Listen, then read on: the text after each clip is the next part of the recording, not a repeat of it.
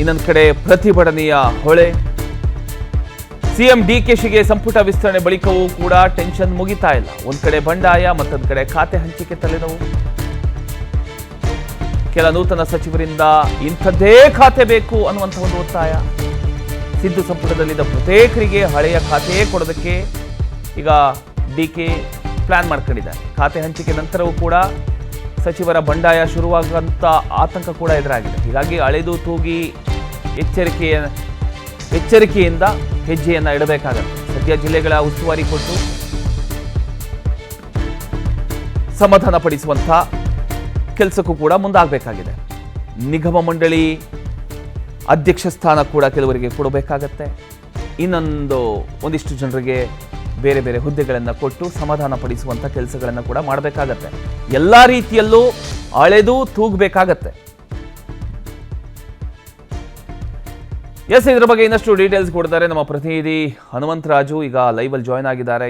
ಹನುಮಂತರಾಜು, ಈಗ ಒಂದು ಕಡೆ ಡಿಕೆ ಶಿವಕುಮಾರ್ ಅವರಿಗೆ ತಲೆನೋವು ಶುರುವಾಗ್ಬಿಟ್ಟಿದೆ. ಒಂದು ಕಡೆ ಪ್ರತಿಭಟನೆ ನಡೀತಾ ಇದೆ, ಇನ್ನೊಂದು ಕಡೆ ರಾಜೀನಾಮೆ ಒಂದು ಹೈಡ್ರಾಮಾ ನಡೀತಾ ಇದೆ.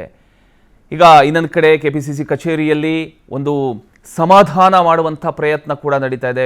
ಬಿ ಕೆ ಹರಿಪ್ರಸಾದ್ ಅವರು ಸಮಾಧಾನ ಮಾಡುವಂಥ ಕೆಲಸಕ್ಕೆ ಕೂಡ ಮುಂದಾಗಿದ್ದಾರೆ. ಒಟ್ಟಿನಲ್ಲಿ ಏನು ನಡಿಬಹುದು, ಈಗ ಯಾರ್ಯಾರಿಗೆ ಯಾವ್ಯಾವ ಖಾತೆ ಸಿಗಬಹುದು, ಈಗ ಖಾತೆ ಸಿಗೋಕ್ಕೂ ಮುಂಚೆ ಇಷ್ಟೆಲ್ಲ ಹೈಡ್ರಾಮಾಗಳು ನಡೀತಾ ಇದ್ದಾವೆ. ನೆಕ್ಸ್ಟ್ ಏನು ಅಂತ ಪ್ರಮೋದ್, ಈಗಾಗಲೇ ರಾಜ್ಯದಲ್ಲಿ 2ನೇ ಹಂತದ ಸಚಿವ ಸಂಪುಟ ವಿಸ್ತರಣೆ ಆದ ಬೆನ್ನಲ್ಲೇ ಇದೀಗ ಕಾಂಗ್ರೆಸ್ನ ಹಿರಿಯ ಶಾಸಕರು ಕೂಡ ಸಾಕಷ್ಟು ಅಸಮಾಧಾನವನ್ನು ವ್ಯಕ್ತಪಡಿಸಿದ್ದಾರೆ.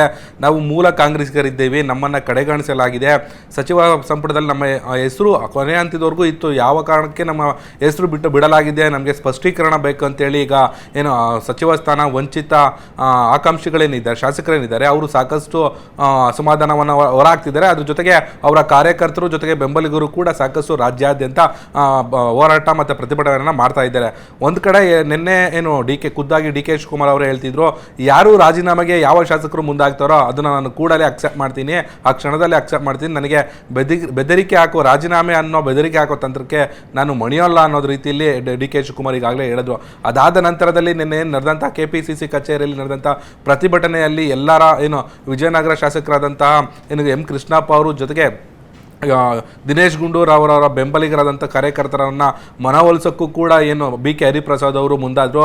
ಜೊತೆಗೆ ಈ ಮುಂದಿನ ದಿನಗಳಲ್ಲಿ ಈ ಎಲ್ಲವನ್ನು ಹಿರಿಯ ನಾಯಕರಿಗೆ ತಿಳಿಸ್ತೀನಿ, ಹೈಕಮಾಂಡ್ಗೂ ತಿಳಿಸ್ತೀನಿ, ಜೊತೆಗೆ ಅವರಿಗೆ ಸೂಕ್ತವಾದ ಸ್ಥಾನಮಾನವನ್ನು ಕೊಡಲಿಕ್ಕೆ ನಾನು ನನ್ನ ಕಡೆಯಿಂದ ಮನವಿ ಮಾಡ್ತೀನಿ ಅಂತೇಳಿ ಕಾರ್ಯಕರ್ತರಿಗೆ ಒಂದು ಕಡೆ ಬಿ ಕೆ ಹರಿಪ್ರಸಾದ್ ಅವರು ಸಮಾಧಾನ ಮಾಡೋ ಹಂತದಲ್ಲಿ ಇದ್ದರು. ಇನ್ನೊಂದು ಕಡೆ ಈಗಾಗಲೇ ಏನು ಸಚಿವ ಸಂಪುಟ ವಿಸ್ತರಣೆಯಿಂದ ಹಿರಿಯ ಶಾಸಕರು ಈಗ ಅಸಮಾಧಾನ ಆಗಿದ್ರೆ, ಮತ್ತೊಂದು ಕಡೆ ಈಗಾಗಲೇ ಏನು ಸಚಿವ ಸಂಪುಟ ವಿಸ್ತರಣೆಯಿಂದಾಗಿ ಈಗಾಗಲೇ ನೂತನವಾಗಿ ಸಚಿವ ಸ್ಥಾನ ಪಡೆದಿರ್ತಕ್ಕಂಥ ಏನು ಸಚಿವರಲ್ಲೇ ಕೂಡ ಖಾತೆ ಹಂಚಿಕೆ ಬಗ್ಗೆ ಸಾಕಷ್ಟು ಗೊಂದಲ ಕೂಡ ಉಂಟಾಗಿದೆ.